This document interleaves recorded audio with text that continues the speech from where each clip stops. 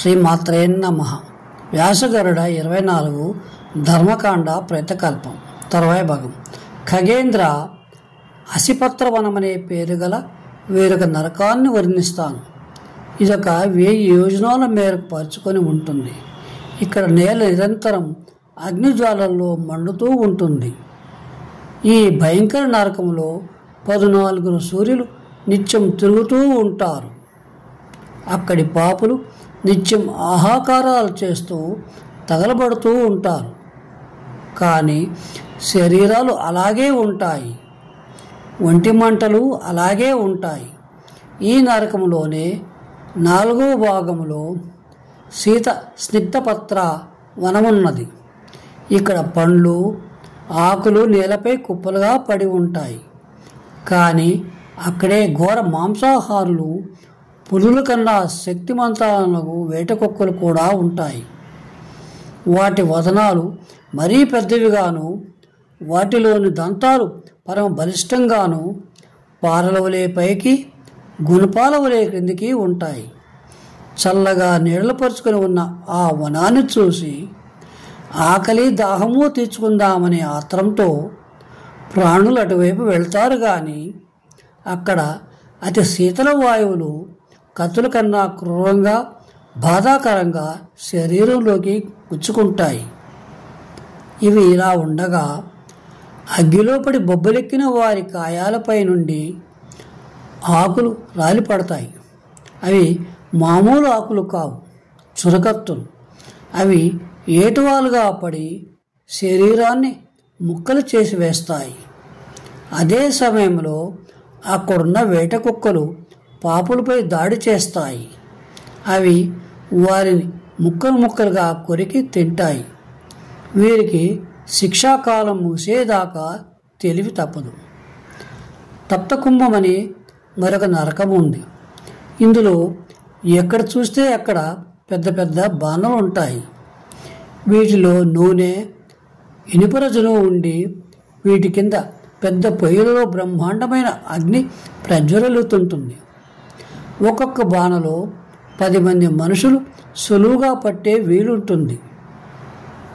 యమభటులు పాపులను అందులో పడవేస్తారు.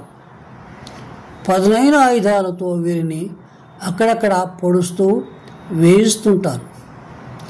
ఈలోగా క్రూరమైన గుణపాలంతేసి ముక్కులున్న గ్రద్దలు మానవులను సరదాగా చేపలు పట్టినట్లు ఈ బాణలలోకి ముక్కులను పెట్టి పాపుల మాంసమును ముక్కుతో పట్టి లాగుతూ ఉంటాయి. యమదూతలు వేపుడు కూరను మార్చి పారవేసినట్లు ఈ పాపులను ఆ బాణల్లో అలా వేస్తూనే ఉంటారు. ఇది తప్తకుంభ నరకం. ఇంకా చాలా పాపాలు ఎలాగైతే ఉన్నాయో నరకాలు చాలానే ఉన్నాయి. ఏ నరకంలోకి వెళ్ళినా పాపిని అగ్నిలో కాల్చటం, నూనెలో ఉడికించటం, పిండి పిండి చేయటం, కషాయం వలె ముద్ద చేయటం, గాలితో శిక్షించటం వంటి వేల కొద్దీ శిక్షలు అమలు జరుగుతూ ఉంటాయి. అక్కడి ఒక్కరోజే 100 రోజుల బాధలను అనుభవంలోకి తెస్తుంది. ఎక్కడో ఎంతో పుణ్యం చేసుకున్న మానవులకు తప్ప సామాన్యంగా ఏ మనిషి పోయిన వెంటనే నరకానికి స్వర్గానికి వెళ్ళి వచ్చిన వెంటనే మనిషిగా పుట్టేయటం జరగదు. మహాపాపులు నరకం నుండి వచ్చి మొక్కగానో చెట్టుగానో పుడతారు.